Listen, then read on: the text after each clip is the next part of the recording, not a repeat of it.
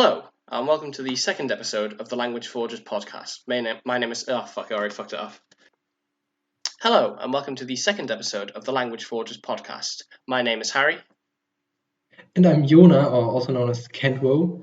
Yeah, today we'll be looking at a bunch of stuff, namely Dune, because Dune is finally out. For me, it's been out for like a solid 3 weeks, maybe. But for you, About a week, yeah, less than a week. I saw it on Friday, and for reference, we're recording this on Wednesday. So Jonah, what have you been up to with conlanging recently?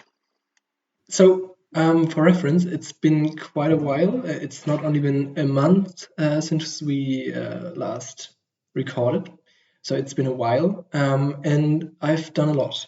So the main thing is that I finally got a nice domain for my conworld and conlang blog, which is kentwo.com. So go check that out if you like to see more stuff of my conworld and the languages and all that.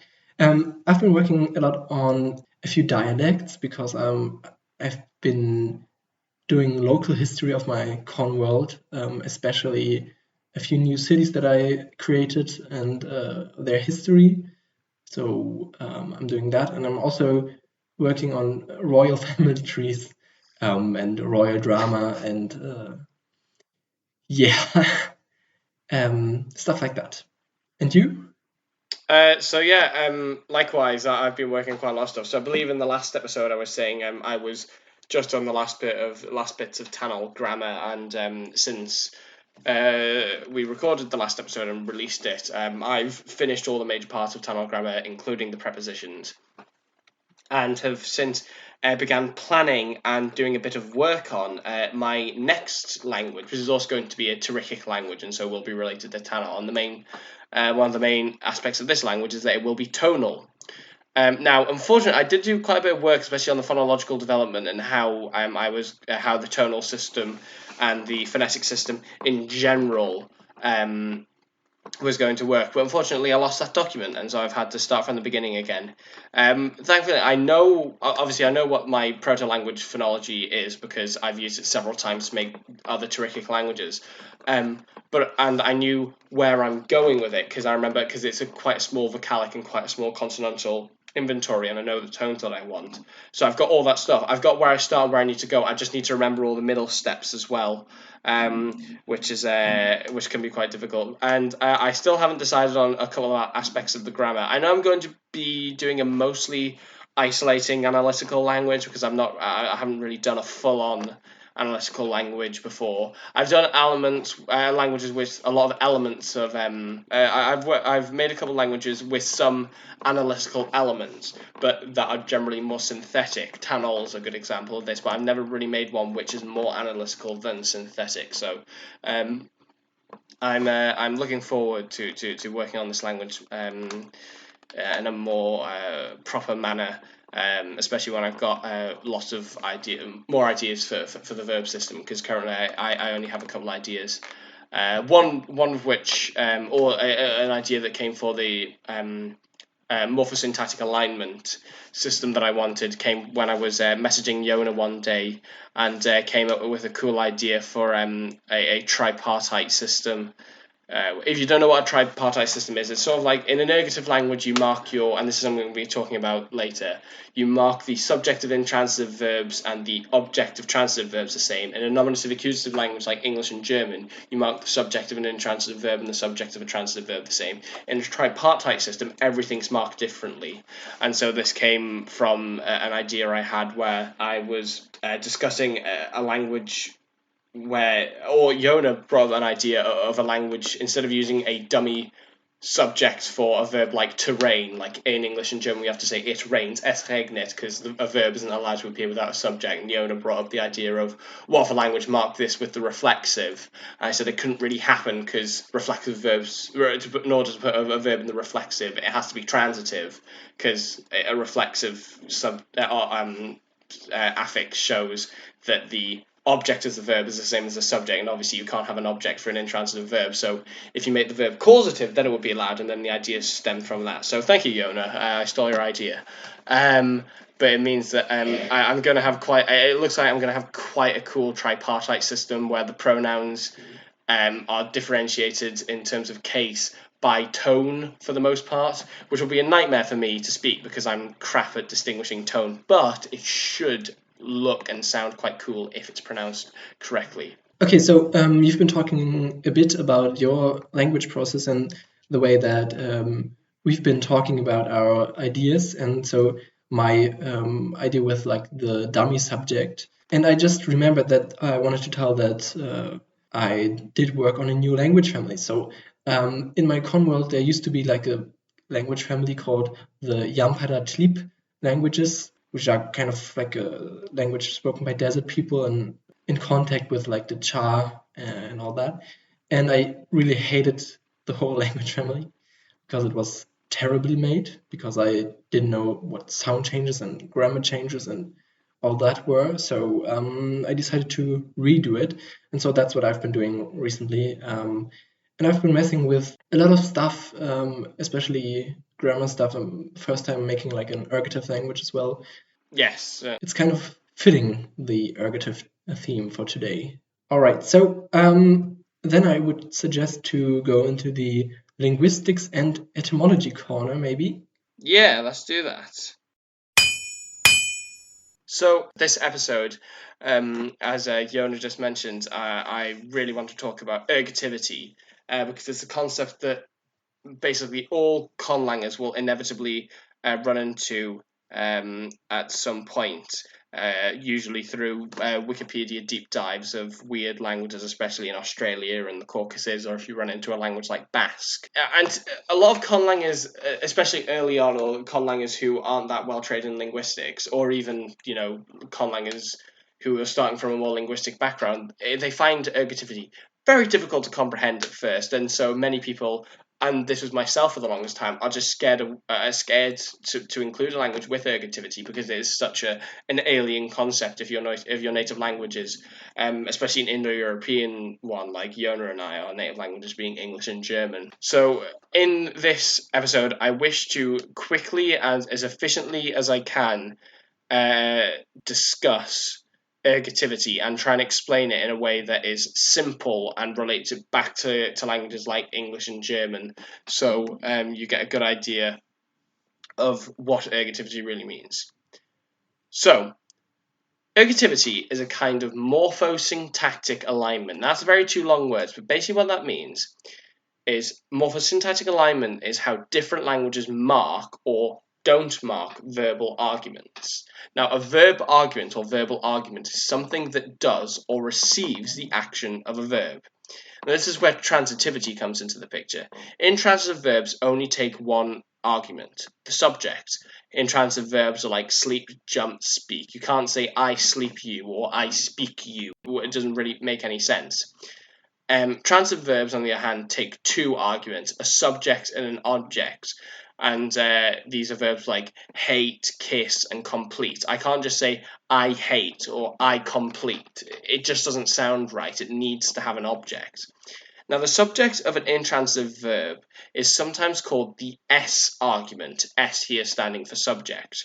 And the subject of transitive verbs is sometimes called the A argument, A here standing for agent. And the object of transitive verbs is sometimes called P, which stands for patient. Now, so just to recap that. So, subject of intransitive verbs like sleep and jump is called S. The subject of transitive verbs like hate and kiss is A, and the object of transitive verbs is P. Now, in a nominative accusative language like English, German, Latin, Japanese, A and S are marked the same. So that's the subject of a transitive verb and the subject of an intransitive verb. So in English, I would say I sleep and I sleep him. In German, der Hund schläft, der Hund sieht den Fisch. So that means the dog is sleeping and the dog sees the fish. And then in Latin, femina dormit and femine draconam videt. So the woman sleeps and the woman sees a dragon.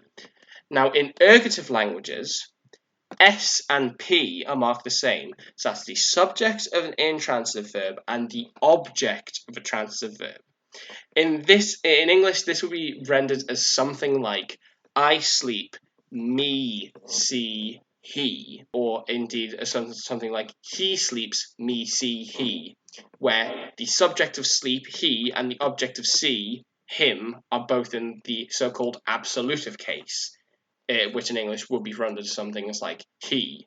Now, ergative languages include Basque, Georgian, but only in the perfective aspects, and Gerbil, which is an Australian language. So in Basque, Martin etorrida, Martin has arrived, and then Martinek Diego ikusi du. So Martin has seen Diego. So in that sentence where Martin is the subject, Martin receives the marking. So ek is the ergative case. So Martinek. Now in Georgian, something like Atsi Laparak Ops, so the man is speaking, and then Atsma Vashli Chama, the man ate an apple, where ma is the ergative case and e, so Katsi versus Katsma is the nominative versus ergative form of man there. And then in German, Nguma Bana Ganyu, so father returned, and then Yabu Ngumangu Buran, father saw mother. In these sentences, the S and P arguments are left unmarked, whereas the A argument is marked in the ergative. In Basque, this is ek, in Georgian, this is ma, and in Gerbil, this is ngu. This is ergativity in a nutshell. There are, as I mentioned, different types of ergativity. I'm not sure if I mentioned there are different kinds of ergativity, but there are different kinds of ergativity. And the different ones I can talk about in another episode because I don't want to make this more complicated than it actually is. The only other major thing I can think of related to ergativity is the antipassive. But again, I can talk about this at another point unless Jonah wants to talk about that now, because I did once have to explain the antipassive to Jonah. And it took a while, but I think he got it in the end. So yeah, that's ergativity. It's just another way of marking verbal arguments. That's all it is in a nutshell. It can get more complex when you bring up different kinds of ergativity and split ergativity, like what Georgian does. But yeah, that's ergativity in a nutshell. Jonah, do you have any questions? I do not, but honestly, I gotta say that for me, I was scared of ergativity for a long time, as you also mentioned, and I think I kind of understand it now. So I do understand like what you explained, so that's like a good starting point. I did also include something like this in my new conlang family, as I mentioned. So I've used a split ergativity there. We can talk about it as well at some point, I guess. We could talk about the first time we remember encountering ergativity, because I think I remember the first time I heard of the concept. So I remember, so this would have been when I was about 16, I'd say. So this is going back a couple of years now. So how old am I now? I'm 19, I'm nearly 20. So this would have been, 2018, 2017, something like that.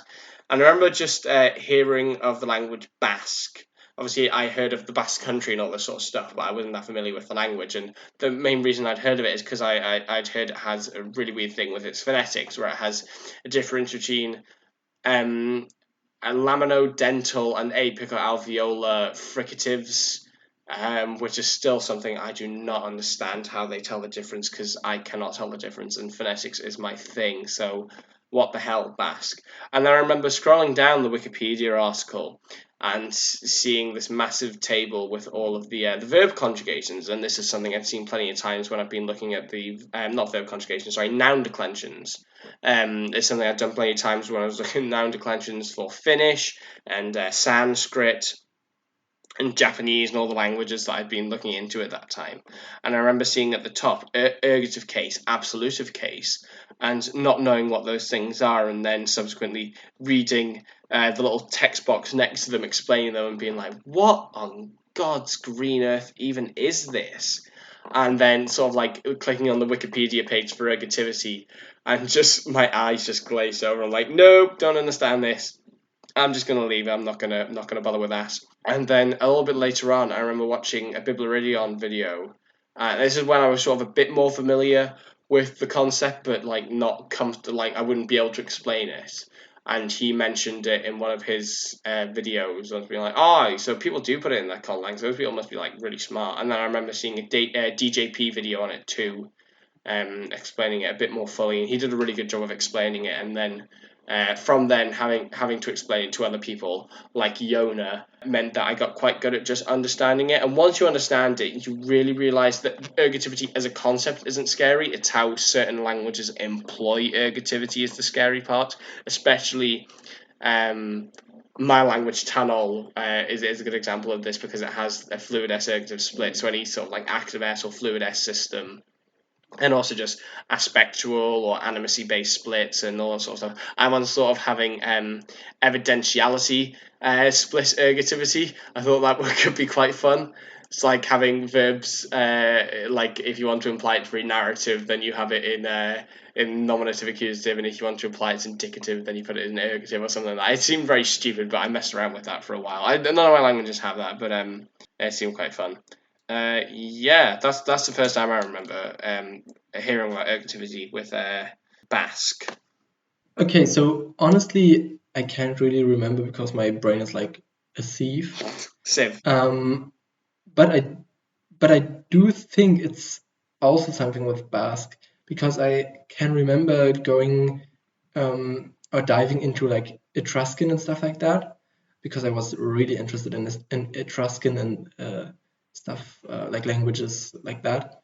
So I did scroll through Wikipedia as well, and I did find some hypotheses as to where Etruscan came from, and I kind of landed on weird linguistics relation theories, as well as the languages that were spoken in ancient Europe, so in like pre-Indo-European Europe, and so I also kind of landed just on Basque. And my experience was pretty much the same because I also just got scared away and I tried to understand it, but I couldn't. And to me, it was super scary. But yeah, like pretty recently, so maybe like 1 or 2 months ago, Harry explained it to me, and now I think I do understand it. But I do want to mess around with it more. So maybe I do have like a split ergativity between voluntary and involuntary actions, which is pretty basic, but I want to maybe develop it into something else. So I don't know, you could also do something with aspects, or I don't know. Let's see. But yeah, that's my history with ergativity. Yeah. Cool. Was that everything you had? Yeah. Welcome to my Welcome to my etymology corner, ladies. no. So I mentioned including some funky stuff in my new language family, which isn't too funky, to be honest. It's just substrate words and substrate languages influencing the daughter languages. So I'm talking about a substrate word that you probably didn't knew was a substrate word because it's pretty common and you wouldn't normally tell, or you couldn't normally tell. And this word is box, like the canister, like box. Do you have like any idea what it came from, or any guesses? Box. You know what? I've never thought about it. I want to say Latin, but I really don't know. Okay, so Latin isn't too bad because it came, or it arrived in Germanic through Latin. All right. Okay. So it's first of all it's cognate to German Büchse. Büchse is can or box as well, and it stems from Proto-West Germanic Buchsa. And there's two options where it could have come from in Latin, one being buxis or buxus. And both come from an ancient Greek noun, or individually come from an ancient Greek noun, one being buxus from pyxos, the other being buxis from ancient Greek pyxis. And the main noun root here is the ancient Greek word pyxos, meaning boxwood or box tree, which is a plant or tree growing in southern Europe, especially Italy. and it's cognate to German Buchsbaum. Yeah.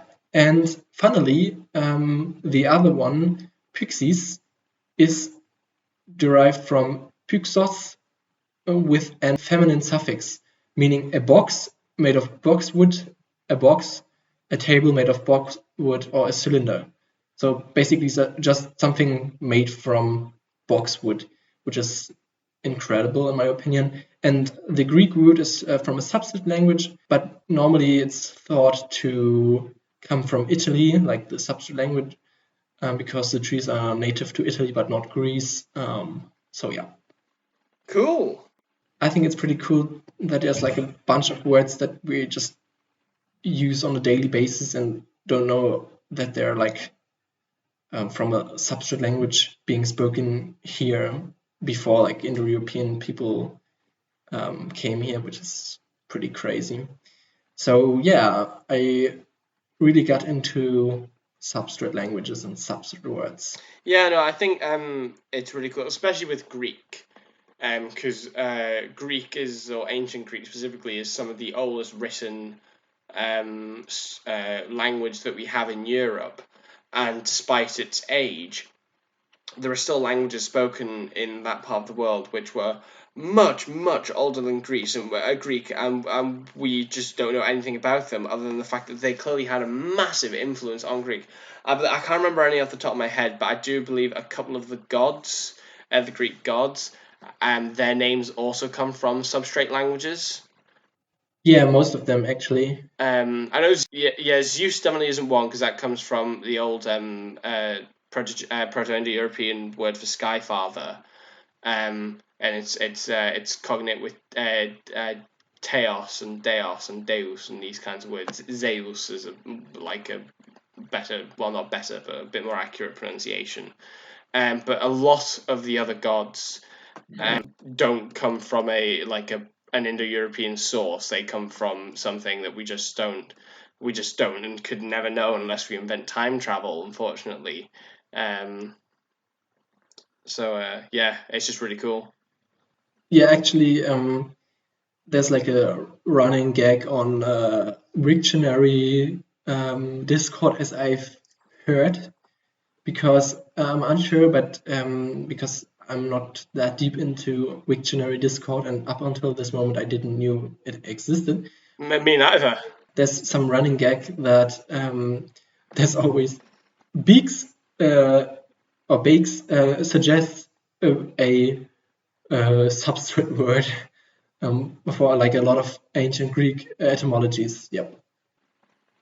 I think Demeter one or Demeter would be a better ancient Greek pronunciation. I think that's one because I think it comes from like no, I don't think so. Oh right. Oh no, you're right. No, it comes. I think it's meter. Yeah, Earth Mother. You're right. Yeah, Demeter. Yeah, it's the same root as like Yep. mother. Yeah, you're completely right. I just realised that.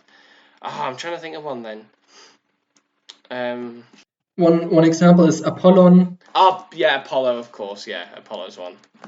Yeah, that's right. Yeah, no, a lot of interest in it. I guess Basically, most. Yeah, most of them.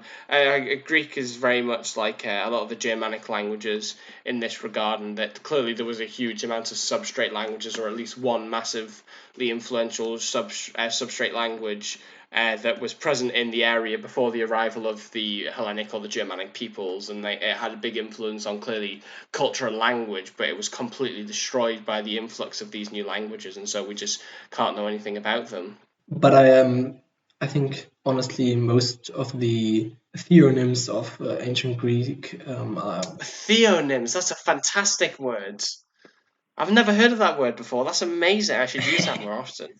Yeah, but there's like a bunch of gods and deities, especially like nature deities, which are connected to like rivers or mountains, because hydronyms and just in general place names are often substrate words, especially also river names. In Middle Europe, there's like a bunch of words that, like most rivers, are Germanic or Celtic, but also substrate words sometimes. Yeah, there are a lot of rivers that come from Celtic roots. Obviously, the Celts used to be all over Western and Central Europe before the Romans came in, like tribes in the case of Germany and England. But there are a huge amount of rivers in England called Avon, which just comes from the old Brythonic word for river. The Romans just asked the Celts, "What do you call this river?" And they said river. It was quite funny. Yeah. One other example would be Athena. Yeah, I thought Athena might not be from an Indo-European root. What's the theory for that? Is there nothing at all, or? There's literally no theory. I just know for a fact that Athens and Athena, because are related, obviously, but I don't know. I don't know if you know about the myth, but basically the myth is that Poseidon and Athena both wanted to be the patron of Athens, and they just showed the inhabitants what gift they could bring them. And Poseidon just brought up like a saltwater fountain, and Athena just let grow a olive tree, I guess. And so they accepted Athena, and Athens was like the center of Athena. And when the Greek speaking or pre-Greek speaking, so with pre-Greek I mean the Indo-European speaking Proto-Hellenic people arrived there, they took this deity of Athena, which was like, I think there was like a cult on the mountain that is located in Athens. So yeah. Yeah, no. Athena's got quite a couple of fun stories about her in Greek mythology, but unfortunately, this is not a podcast about Greek mythology. I'm sure plenty of those exist already. Yeah, but I just No. I was going to say, like, I was just about to start talking about the story of Arachne and Athena, but then I remembered this is a linguistics and world building podcast, not a Greek mythology podcast, unfortunately. So, for our main topic today, we wanted to discuss the new Dune film directed by Denis Villeneuve, and a man whose name I can never pronounce first time round. And this is a film I've been excited for a very long time, not only because I love Denis Villeneuve and his work, especially Arrival, which is a fantastic film for linguists and conlangers alike, as well as just sci-fi fans, but also because I am. wait a moment. Sorry to interrupt you, but wait, is Arrival the movie with like the aliens who communicate with like the circles? Yeah. Oh my god, because it's one of the things that just showed me that there was like conlang in media, and this was like such a great moment when I watched the movie. Sorry, go on. It's all right. It's all right. Yeah. So Denis Villeneuve, who directed Arrival, which, as Jonah said, was it was sort of like a very big representation of conlanging in media, and certainly one which shows an alien language in not necessarily a realistic way, but certainly an immersive way. I do like Arrival, but as a linguist and a conlanger, I do have a couple of issues with it. But that's a discussion for another time. But yeah, Denis Villeneuve is a fantastic director, and Dune is one of my favorite books of all time. Like, I first read it when I was about 15, I think, and then I've read it several times since then. It's a fantastically phenomenal book, is what I'll say. It's just very well written, and the sequels are very good as well. Herbert was clearly just a fantastically intelligent man and a very, very good writer, and so there have been other attempts to adapt Dune in the past. So, famously, there was a failed adaptation of it by cult filmmaker Alejandro Jodorowsky, again another name that I can't really pronounce, but it was cancelled due to just it became too expensive, and the cut of the film was going to be like 10 hours long or something. And then in 1984 there was an adaptation by David Lynch, which was bad. It was not a very good film at all. And now we've just had Denis Villeneuve's film released, at least where I am, last week. And it is part one. They've split the book into two parts, which is, I think, a right decision with Dune, because one of the main problems with David Lynch's version, other than the fact that he clearly really hadn't read the book properly, is that he was trying to fit in a lot of material into 1 2-hour film, whereas the first part of of Denis Villeneuve's Dune film was 2.5 hours long and covers basically the first half of the book. So all this was exciting enough. There was a new Dune film coming out, Denis Villeneuve directing, and then I saw that there were going to be conlangs in the film, which is obviously very exciting, especially when they hire somebody who knows what they're doing to make the conlang, or conlangs in this case. And the name I saw attached to it was none other than Mr. DJP, David J. Peterson, which is always very reassuring because DJP really knows what he's doing when it comes to conlangs, especially for big media projects like Dune, and obviously, of course, Game of Thrones is really how he got famous within Hollywood for doing conlanging. So Jonah, do you want to talk about your history with Dune? Because I believe you're also quite familiar with it. Yeah, I mean, I've been hearing about Dune for quite a while now. I think I've stumbled upon the trailer at some point, and I did like Timothy Chalamet a lot because who doesn't? So I did end up watching the trailer because I had heard about Dune, so I just wanted to check it out, and looked kind of sci-fi and fantasy like. So I checked it out and really did like the trailer. So I ended up getting the books pretty recently, so last Christmas. So I did get like the first 3 books. Yeah, and like some people told me about their experience about Dune, and so I decided to just buy the first 3 for once. And well, I did also like the first one, but I prefer the second one, and I did not like the third one. I'm honest with you. And I'm unsure if I will read the other ones. But in general, I enjoyed the story like a lot because it's just always awesome to just see that like 50 years ago, they also already had like a vivid scene of people who were into sci-fi or fantasy. And that's always pretty interesting to see what ideas they had and what they thought the future would look like. So that's kind of cool. So I did read the first 3 books and was pretty excited about the movie. And yeah, so then I watched the movie. Yeah, and I think we can both say the film, just as a cinematic experience detached from the source material, was awful. No, I'm kidding. It was absolutely fantastic. It was seriously one of the best films that I'd ever seen. And obviously, even I'm a massive Dune fan, and I knew what all of the big plot beats were going to be.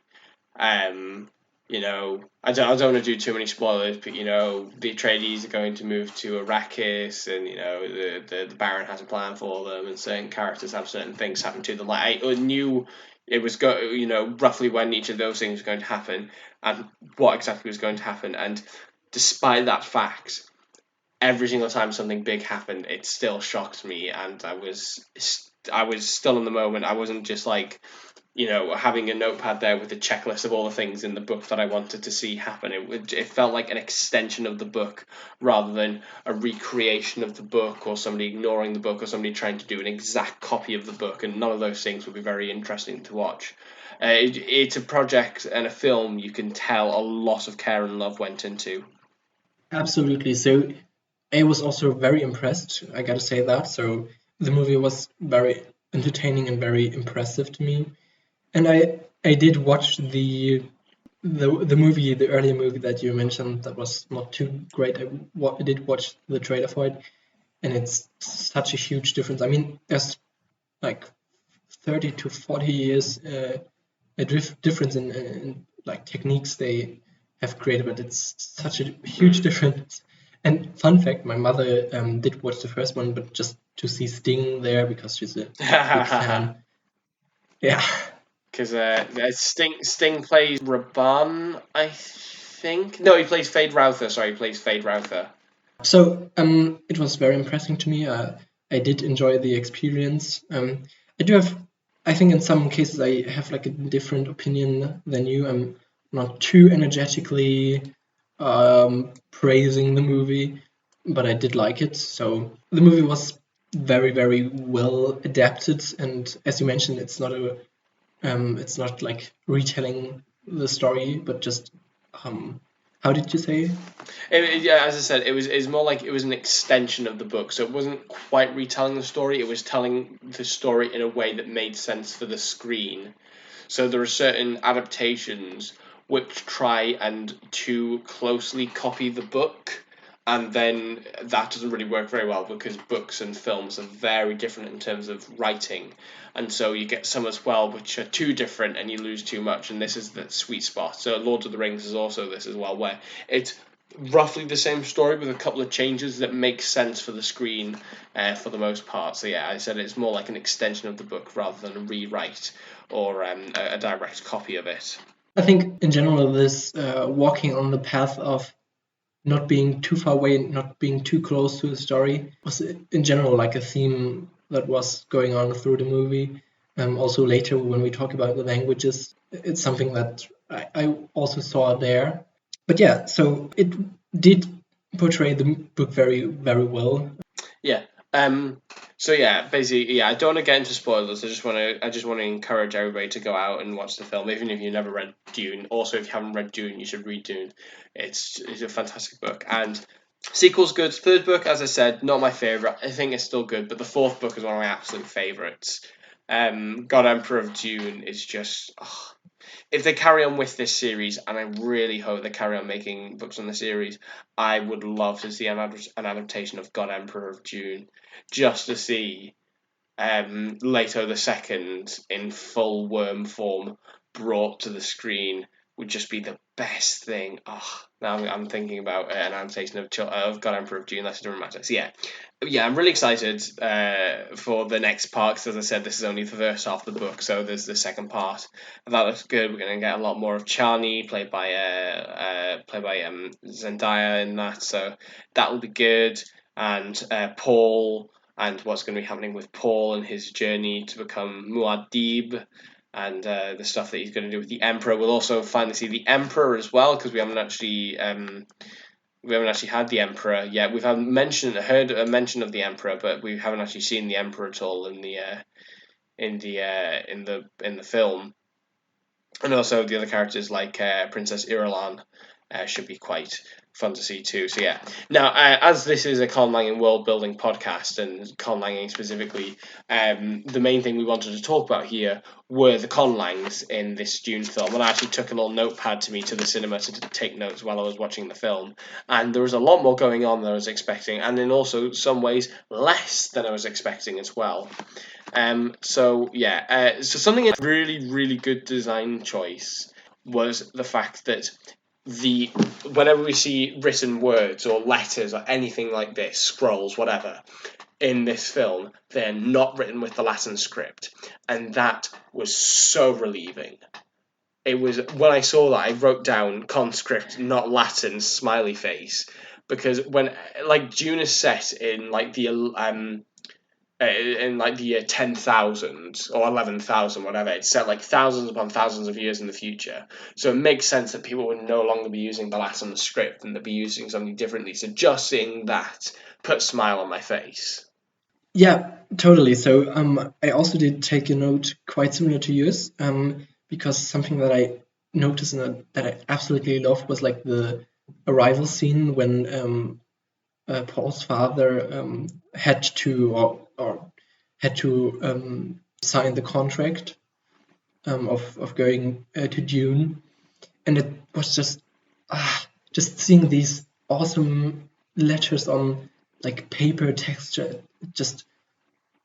It was very pleasing, like a lot, and it made me want to create like finish a language, make or also finish like a font and then put it on something, just anything, just as having something written in a conlang in your hands, like just a book with a title, or like in this case, like the scroll with the contract. It looks so good. It did. It looked really good. And there's another scene as well where it's in one of Paul's visions, and we see Jessica in sort of like a cavern kind of thing with writing on the wall, cradling a child. And if you've read the book, this will likely be Aliyah, Paul's younger sister.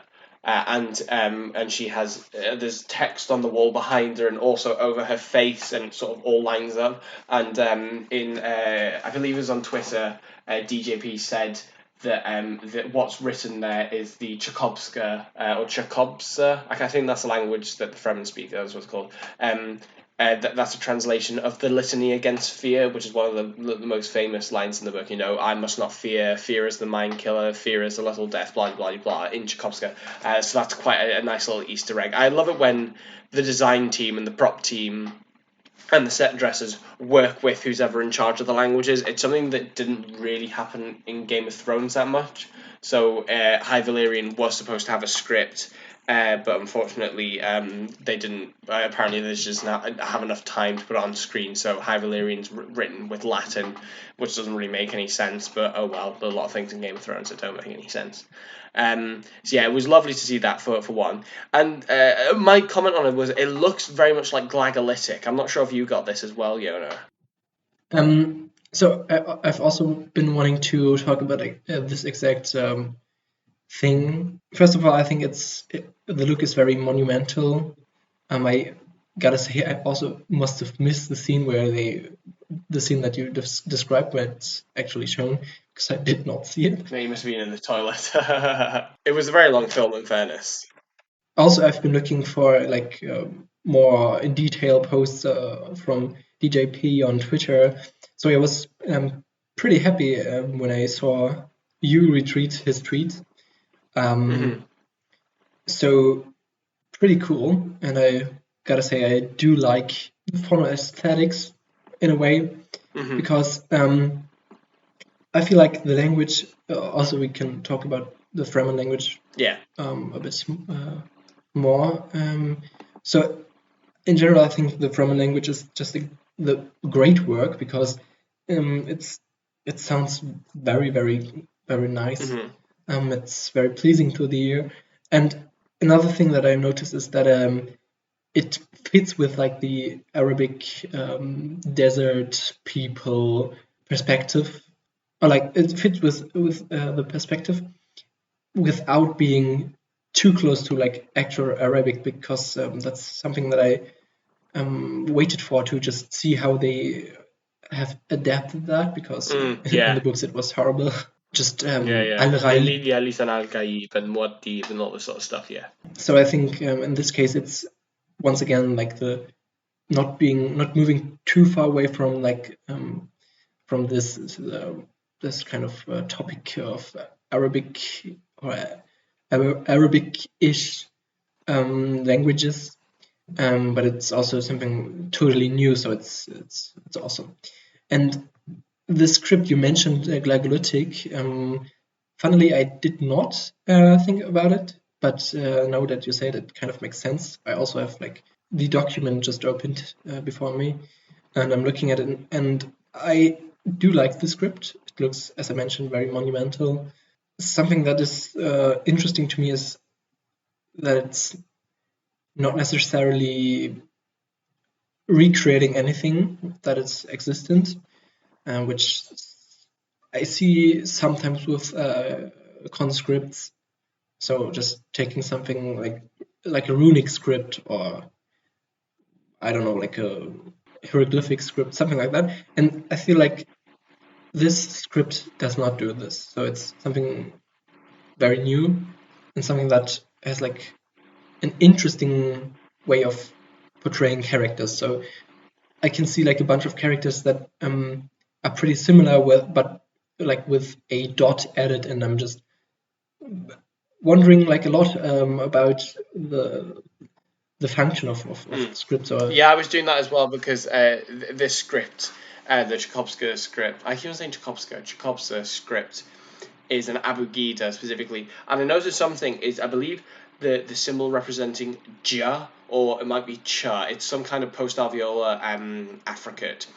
is the same as the symbol for ha, but with I believe one of them has a dot in it. So clearly there's been a sound change at some point, or this is what I assume, whereby there was some kind of debuccalization and there might have been another palatal sound, maybe sh or something like that, for example, which became ha later on, but the symbols or the letters stayed quite similar to each other, which is quite interesting. It just shows that DJP, as always, put a lot of work into this language. Now, I did actually go through the documents that DJP's posted and try to do a bit of analysis on this language to sort of see what it's like overall, and it's roughly what I was expecting. I mean, because the whole thing about the Fremen, who are the native people of Arrakis, they are very explicitly inspired by Arabs and the Arabic people.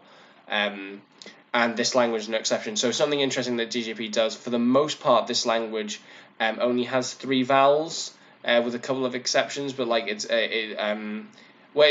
not 3 vowels. That's not true, but it's sort of the way it uses its vowels is sort of very reminiscent of modern Arabic dialects. As opposed to classical Arabic, which did only have 3 vowels.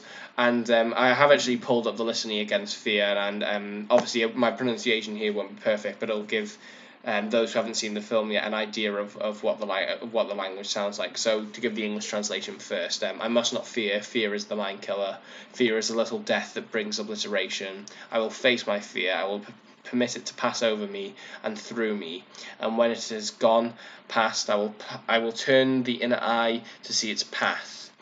When the fear is gone, there will be nothing, only I will remain. And now in the Fremen language, Oni so jaha, jahi vizdik ruzam, jahi zulich anzad habit vashtha, kirashi wa jayahi, Sahathiho Ahathani Vanat Isathani Sish Ithaha, that's hard to say, Vanat Heshayaha Uthigi Gifha Ithaha Jahichem Unaraha Sobinat Atmari Net Hisait. And yeah, I can see how that is inspired by Arabic, but it does not sound entirely like Arabic. I'm not sure what you say about this, Jonah.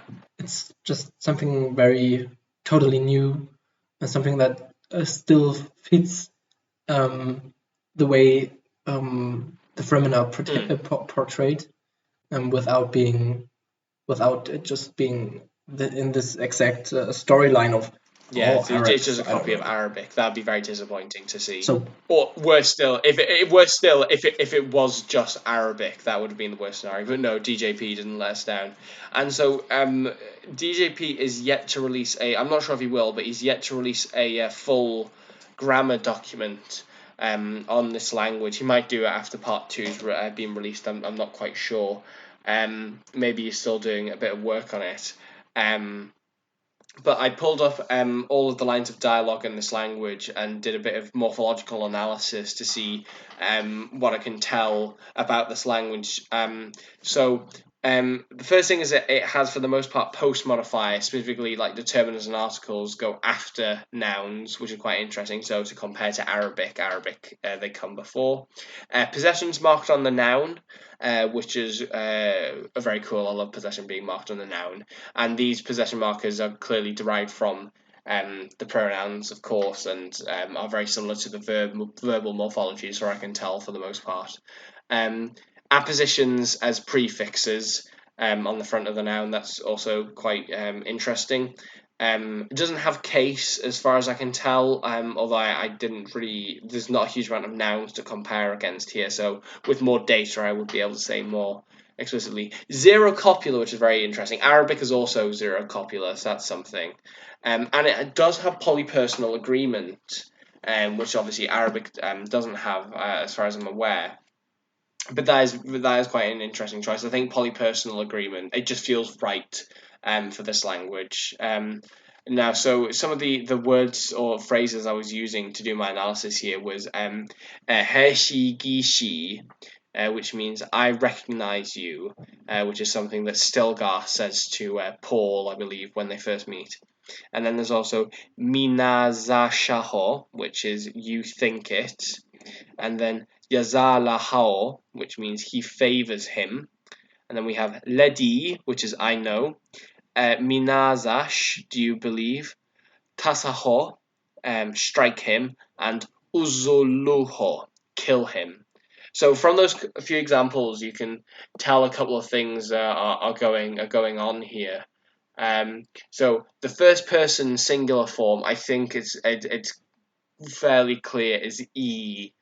So he, she, gi, she. One of those E's there has to be the first person form. And then we have ledi also ending in this long E.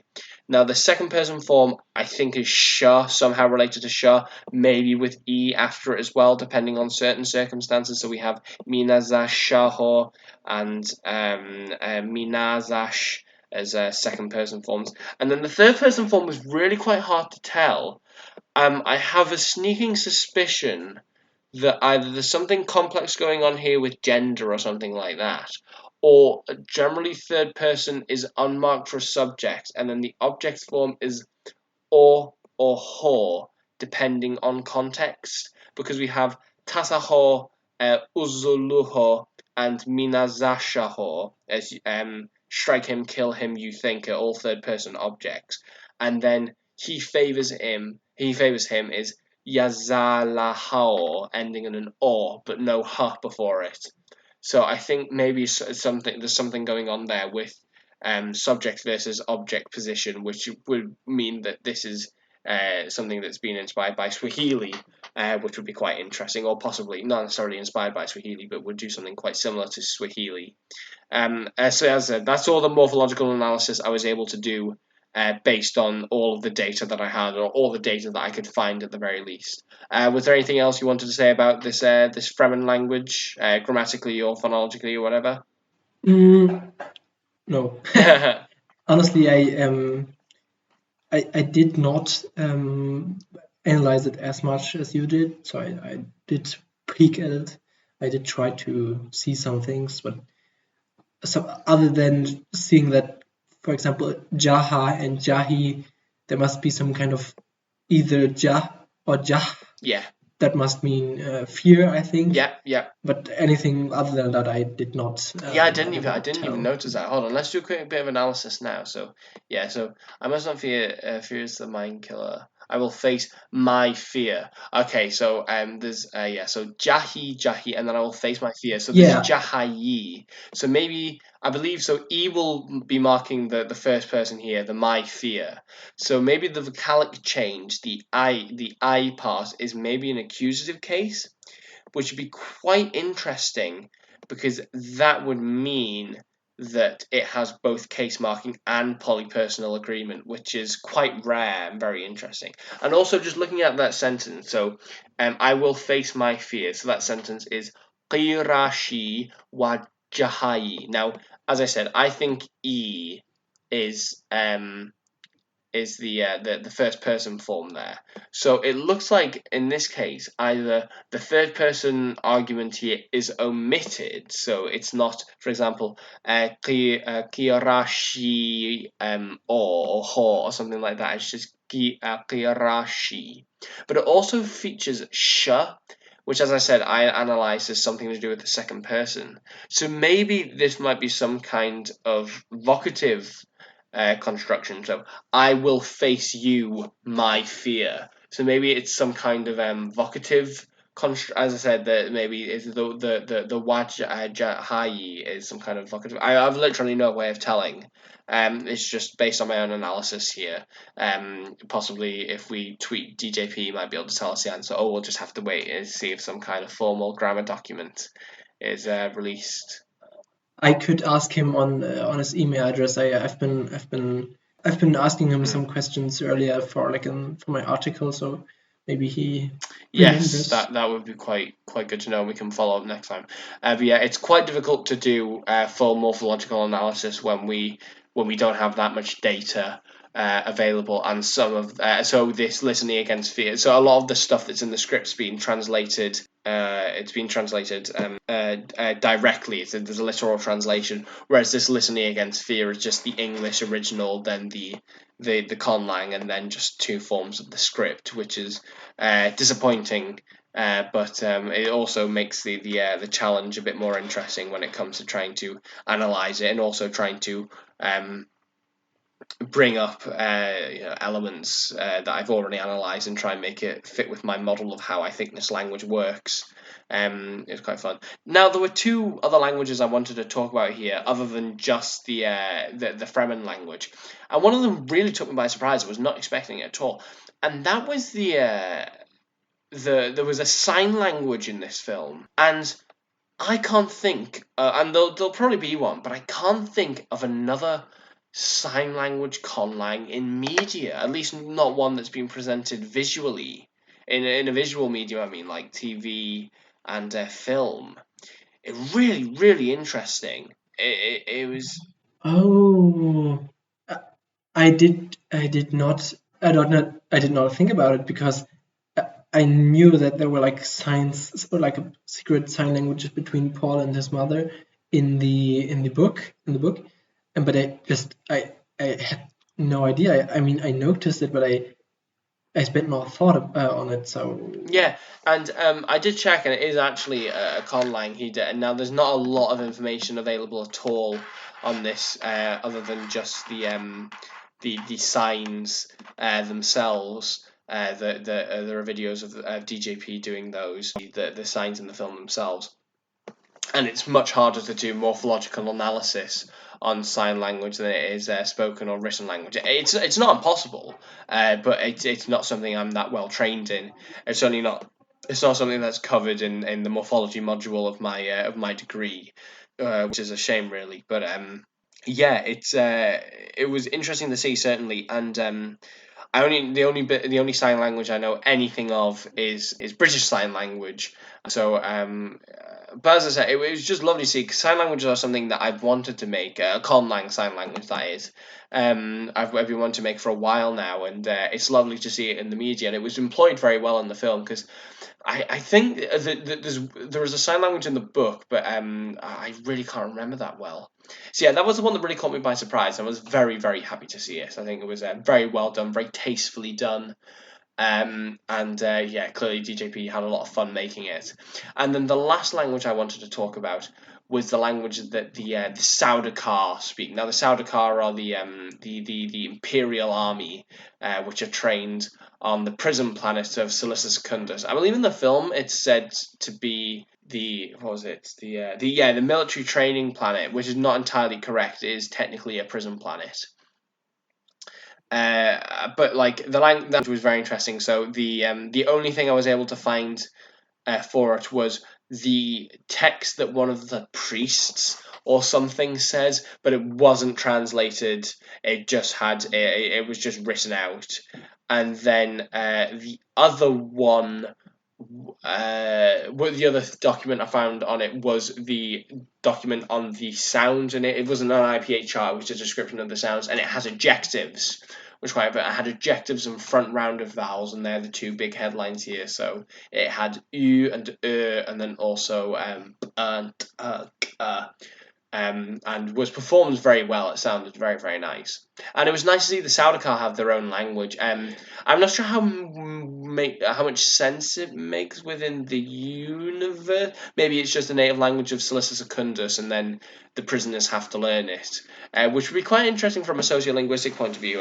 A language where most of its speakers are not native speakers. That could be quite interesting, but we didn't see a lot of that. We just saw mostly on the scene that was set on Silissa Secundus. Do you have any comments on this Sardaukar language? I do. Oh, lovely. So my note says was solid, but somewhat quote unquote sounding harsh, meaning quote unquote bad guys. So what I wanted to say, or my first thought was that I thought it sounded really harsh and like intentional, really harsh, which thus, I mean, it is kind of harsh, and I mean, I did not notice the adjectives because it was just a very short episode or just a very short scene. scene where they were speaking it. So I would have wished for a longer scene, but probably we are getting more of this in like the second film. But from what I could tell, is that I mean, it sounded really good. It did, but for me, it might have been my association because I'm German. Many people think that about German, also about Russian and stuff like that. But many people think it's the bad guys equals the harsh language.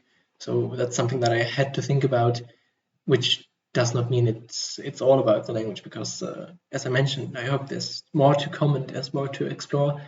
And it did sound awesome, and it's interesting to see adjectives being used. Yeah, I can't think of many other. Yeah, I can only think of one other conlanging media which use adjectives, which is Navi from Avatar, which is obviously quite famous. Yeah. The film, the language, slightly less so. It's a very, very interesting language. If you have not read about Navi before, you should totally do it. I think that has a tripartite verb system, actually, off the top of my head. Can't quite remember. But yeah, no, and while it is kind of disappointing to just see the generic bad guy language sounds harsh thing, the Fremen, who are, depending on how you want to read things, the good guys, and their language wasn't exactly like it is also quite harsh. It's got a uvula stop in there, which is people have a lot of associations with that. But yeah, it was kind of disappointing to just see bad guy language. It sounds harsh to English speakers, whatever harsh is supposed to mean in terms of actual objectivity in terms of aesthetics, but it's a nice bit of auditory storytelling. These are the bad guys. They're on a planet which is dark and it always rains, and these scary priests shouting in scary languages with sounds like in them. So it wasn't entirely unsurprising either. Well, it was surprising that the Sardaukar had their own language. That was certainly very cool.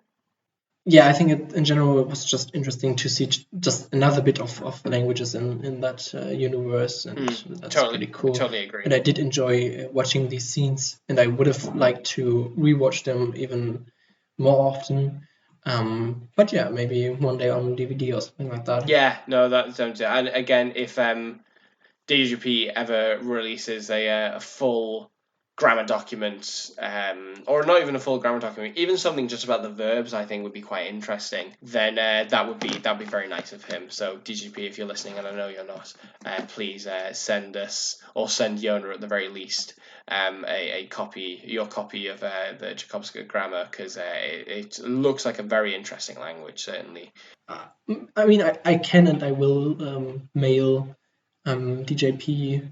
We can talk about the specifics later on, maybe. Yep. So there's one specific scene that I've been wanting to talk about a bit, which is the Gom Jabbar scene. Oh yes, that was a fantastic scene. Where Paul is asked to do the test, and it was awesome because that was pretty much one of the first. Well, it was one of the first scenes where you could listen to the language or one of the languages, and in my opinion, it sounded so great because there was like a bunch of whispering in different. I'm not sure if it was different voices, but at least one voice in like a Conlang, which I believe could have been the Atreides language, but I'm unsure. But to fully understand how the language sounds, it was too whispery, but I understand why it was whispery. So just from a point of view of watching the film without being a Conlanger, it was awesome because it just made so much sense.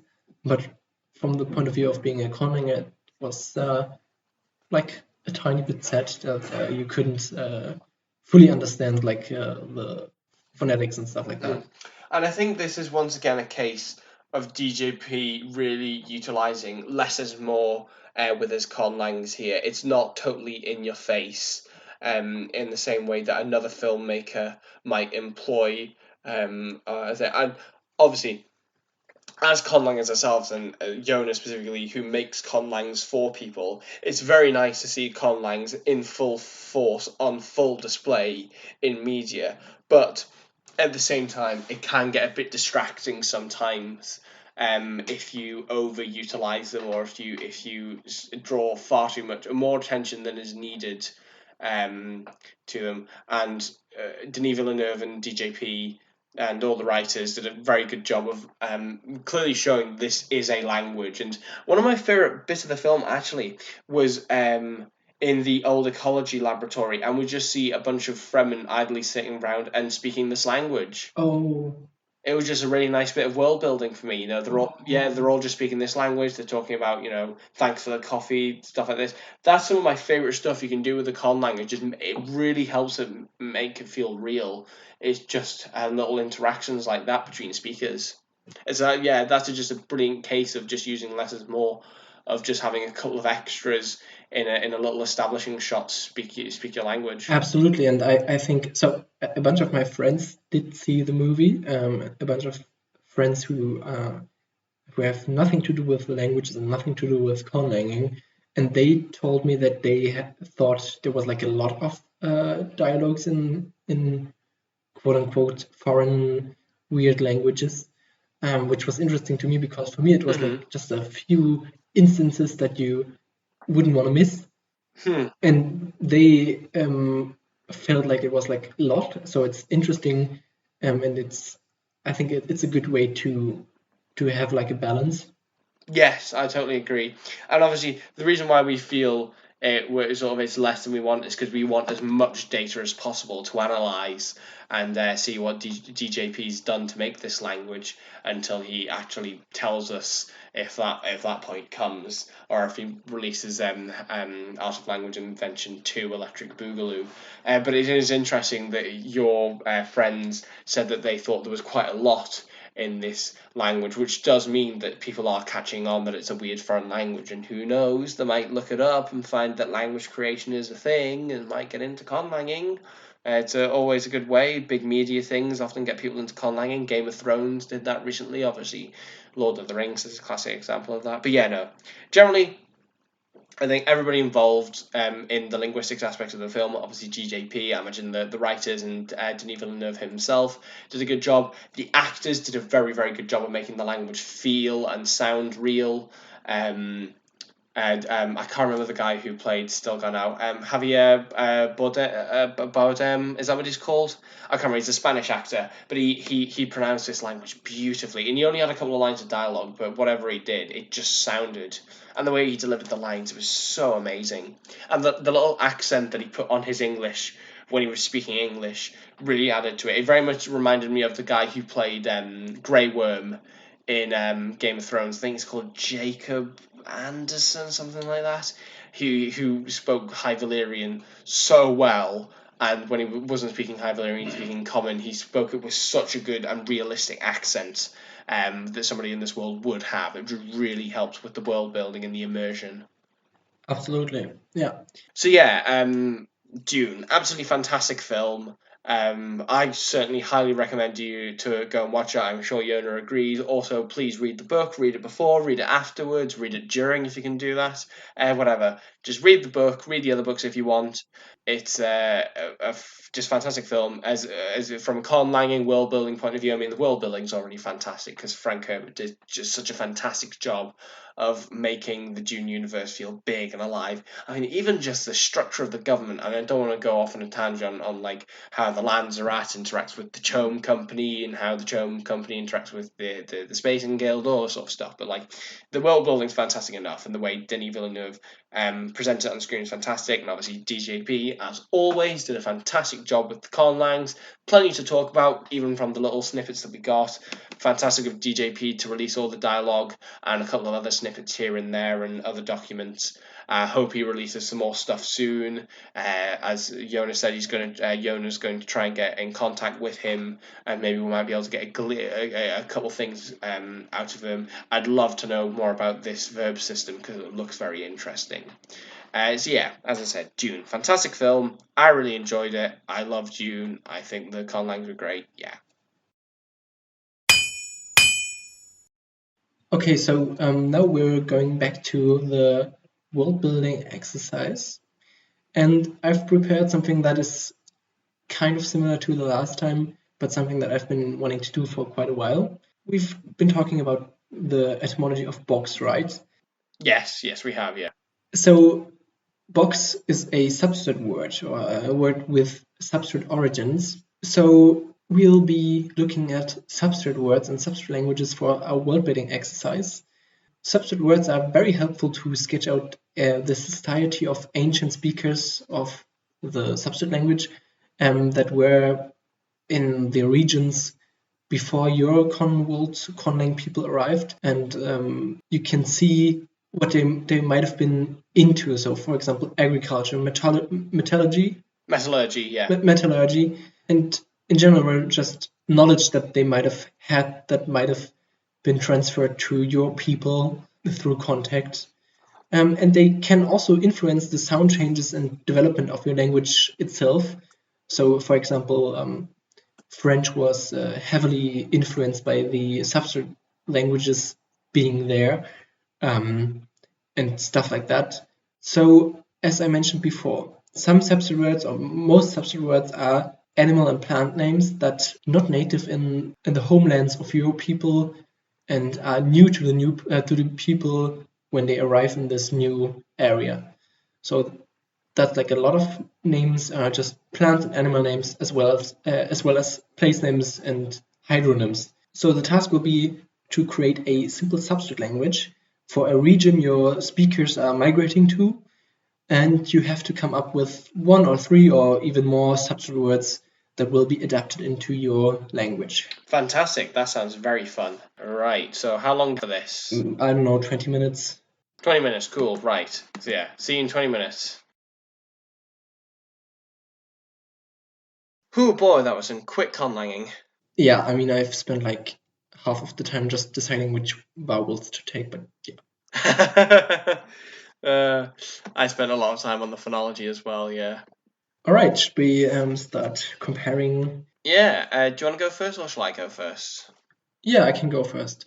Okay, so quick background. My speakers that are encountering the substrate language are the speakers of the Otasu language, which is which is a descendant of the Wayet language, which is in fact a descendant of the Asal language. And they're just the people coming from like a kind of deserty or rather steppe, like kind of like savanna region, and they're slowly migrating towards the ocean, but haven't quite reached it yet until they meet with the substrate people. So I will quickly go into the phonology. There are 5 different vowels. At first, I wanted to make a vowel harmony, but I couldn't quite decide what to do. So I just dumped the idea, and yeah. So my vowels are ah, oh, eh, e, e. The consonants are g, ga, kya, kya. Sorry for not really differentiating them because I, as a German speaker, I have problems with the aspiration. But yeah, just keep in mind one is aspirated and one is not. Then we have ka, ga, ka, ga. Then we have h, ha, ra, ra, sa, sa, lia, nya, nga. Then we have the first word, which is Gyankot, meaning gazelle, consisting of gyank, meaning to hop, and et, forming the animate agent. Then we have a quick evolution. It becomes adapted in a early stage of the Otasu language as chon katz and develops like this: sonkets, sonkas, sonkas, sokkas, and then it's either sokkas or sokkas. like with a long consonant there. And it's also just gazelle because it's an animal that is not native to the homelands of the Otasu people. The next word would be orn, meaning to travel. It's adapted as orne and develops as orne, orn, on, on. And in the end, it means to sail because the substrate people were kind of known to been sailing, and it was kind of a new concept for the Otasu people. So that's where they learned it from. And the last word would be kilyoh, meaning river, which is adapted as kelyoh, then develops to shelyoh, sheloh, and now it's the Shelo, being a special river in this region. Yeah, that's kind of it. Cool, I like it. I really like the phonesthetics, really good. Thanks. Considering how short a time we had to decide on phonesthetics here. Shall I talk about my languages then? Yeah, please. So, for the phonology of my substrate language, which I'll just leave unnamed, I'll just keep it as substrate language to not overcomplicate things. I have a relatively small phonology, so I have m, n, and then I have stop sequences differentiated by ejectives, so p, t, t, k, k. Then three fricatives, th, s, ch, and then two approximants, r and w, and then just a 5-vowel system with no length distinction. And then the proto-form of the new language, proto-tenor, has m, n, and then stops with voicing distinction, so p, p, t, t, k, k. Fricatives also with voicing distinction, f, v, s, z, ch, g, h, and then also two approximants, l and y. And then a 4-vowel system, e, o, r, so no u, and r is more like a back vowel rather than a central or front one. So then I have a bit of evolution for proto-tenor. So essentially what this is y becomes sh, unstressed vowels are lost, and basically the stress pattern is every other syllable is stressed. So if a word is 3 syllable long, then the middle syllable will not be stressed. So then unstressed vowels are lost, coda fricatives become h, coda stops become a glottal stop, voiced onsets create a low tone, voiceless onsets create a high tone, coda glottal stop creates a rising tone, coda glottal fricative creates a falling tone. There's a devoicing of all obstruents, then ch, so the velar fricative becomes a voiceless uvular stop, h and r both become ch, and then e raises to e in stress syllables, and r raises to or in stress syllables as well. Which basically means that there is no longer, in the modern language, there's no longer a voicing distinction in stops, and ha has been introduced. And the vowel system is the same, there's just been a bit of moving around. So, there was a bit of tonogenesis there, because I decided to do a little bit of tonogenesis. So, what does all this look like overall? Well, I created 3 words in my substrate language and put them into tenor and put them under lots of but under these sound changes. So my first word from my substrate language is Athanu, and Athanu means hops, like the crop, because the climate of this area is different than the climate of where the tenor people originally came from, and so this word is introduced to them. Now, because k does not exist in tenor, and nor does th, these are realized as k and s, and u is realized as or, again because tenor doesn't have u. So Athanu becomes kasano, and then because of this stress rule, the middle a will be lost, and so kasano will become kasno. Then the k will create a high tone.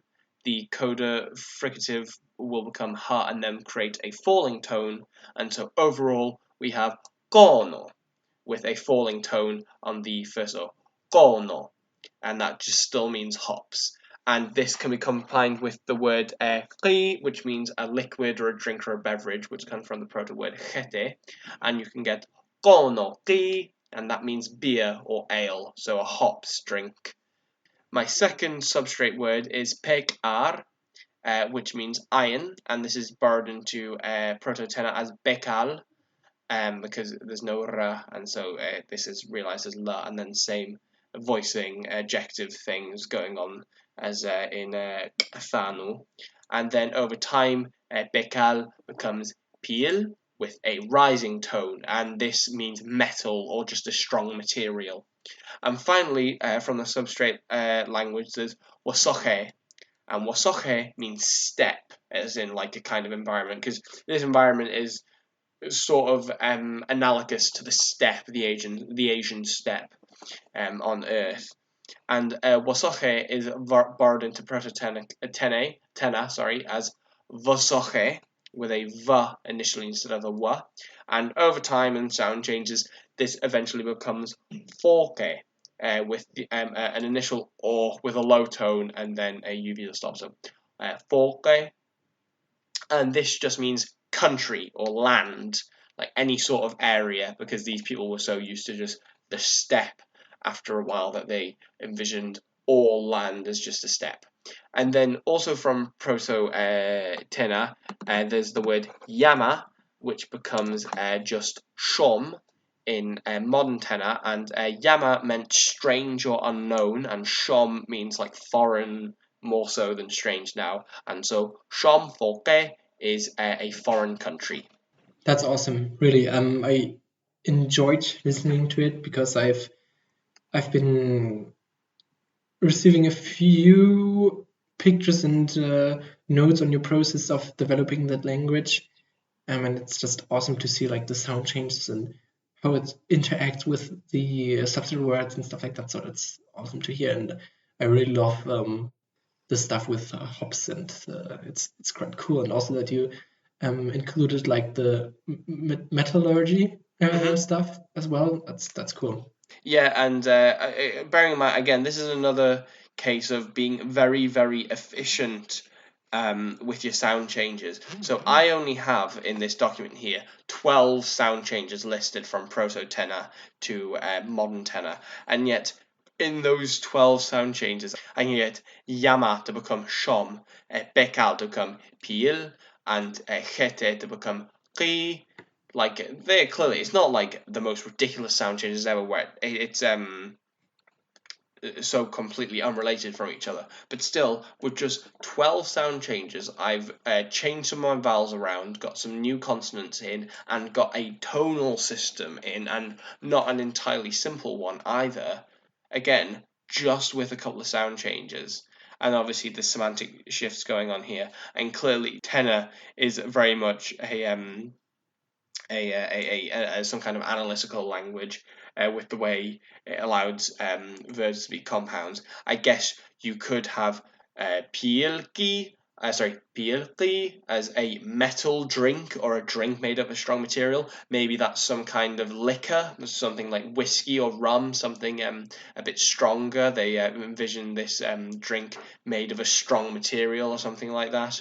Or you could say shomki, as some kind of foreign or strange drink, or you could have shom konoki, which would be a foreign beer or foreign ale.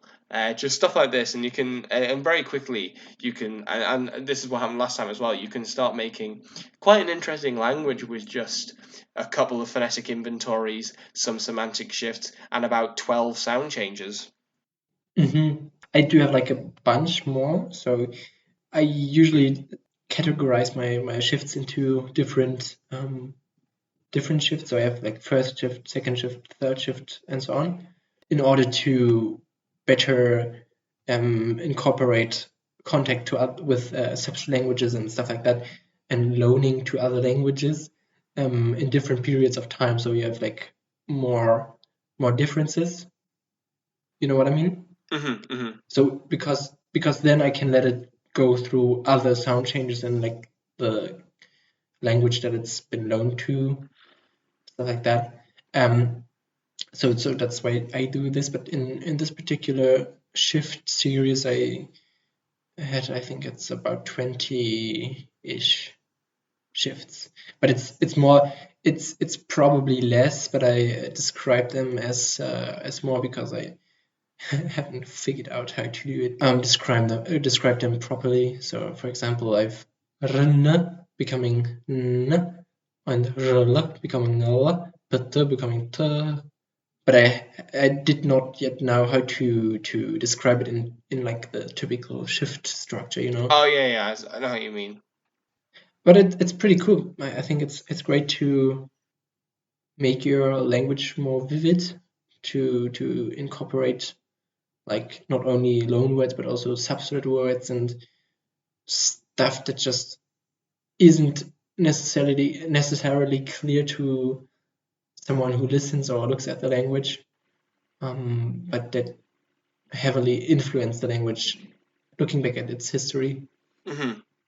Yeah, that was a very fun challenge. Thank you very much, Jonah. I very much enjoyed that.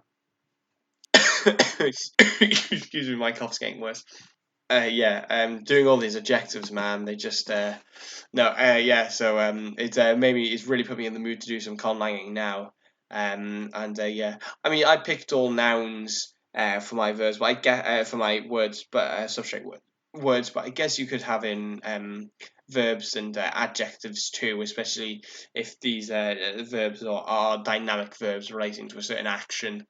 So maybe I don't know, the substrate language has irrigation, and so maybe they have a verb meaning to irrigate a field or something like that, ready for crop growing.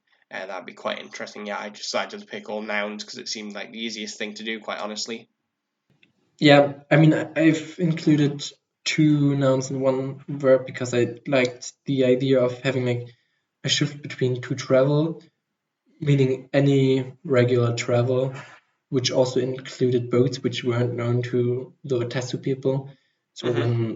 when they used it for boats as well, they just adapted it as like to sail. Hmm. Seemed kind of natural to me. I don't know, but I'm honestly, it was actually the second substrate language that is influencing this language family. Oh, cool. Otessa also has like another substrate language that influenced its mother language Wayet. So there's like a bunch of words. For example, the word watas, meaning crow. Hmm. It's also like a substrate word. Then we have like Waraskas, which is a hero in the mythology, which was also loaned from the other substrate language, and it's kind of similar to what we talked about in the Greek deities. Then another god is Palo, which is also a god, the god of death, and also Yusto, being a date or a date palm. And Yusto is kind of funny because a pretty closely related language or dialect of Kentwo, depending on how you look at it, was spoken pretty close to the region where this language was spoken, so Otasu was spoken. So there's a few loan Hmm. words, and they were brought with them with some settlers who actually came to Yonzello after the war and helped dealing with the dry environments there. So they also brought some words with them. For example, the word iwis, which was in the dialect iweso, meaning date. And in the Prussian dialect, where they mostly settled, iwis now just means like any sweet. Hmm. So yeah, there's like a few substrate things that I've been messing with. And I've envisioned when I started making this, I also envisioned using two substrate languages. So the one that I worked on earlier and another one that I would have been working on in the future. But now it's pretty cool that I got into it now. And actually, there's something that I want to do with it because I want to do a um, daughter language of the substrate language that hasn't died out, but whose speakers were kind of expelled or fled or something like that. And they will be like a wandering people that kind of like I don't know, that have like a very different religion, and there's maybe some conflicts with it in other regions, and that's what I've been planning with it. Mm-hmm. Yeah, sounds cool. All right. Do you have any additional miscellaneous things to talk about, or should we close the podcast for today? Yes, that's everything. That's everything I wanted to get in. Yeah, good episode. Thank you again for the challenge. Always enjoy doing that. Nice bit of speed conlanging is always good for making you come up with ideas quickly. And yeah, it's nice to do a bit of tonogenesis because tonogenesis is quite fun It is. when you know what you're doing. So anyway, yes, that is everything for today. So yes, it's goodbye from me, goodbye from Jonah, and I hope you enjoyed listening. Bye.